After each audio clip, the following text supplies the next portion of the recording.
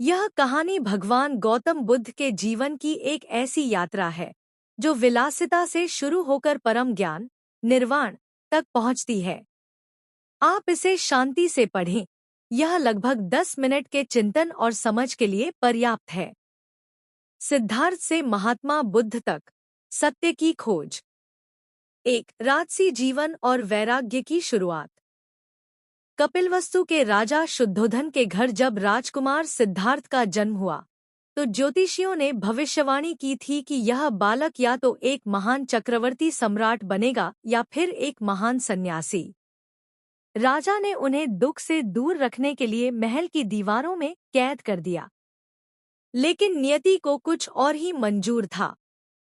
एक दिन जब सिद्धार्थ महल से बाहर निकले, तो उन्होंने 4 दृश्य देखे।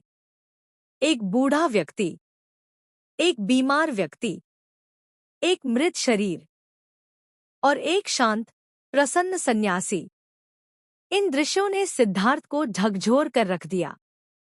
उन्हें समझ आया कि जीवन का अंत दुख, बीमारी और मृत्यु है। 29 वर्ष की आयु में अपनी पत्नी यशोधरा और पुत्र राहुल को सोता हुआ छोड़कर वे सत्य की खोज में निकल पड़े। इसे महाभिनिष्क्रमण कहा जाता है। 2 ज्ञान की प्राप्ति, बुद्धत्व। सिद्धार्थ ने कई वर्षों तक कठोर तपस्या की, शरीर को सुखा लिया, लेकिन उन्हें शांति नहीं मिली। अंत में उन्होंने समझा कि अति किसी भी चीज की बुरी है। उन्होंने मध्यम मार्ग अपनाया।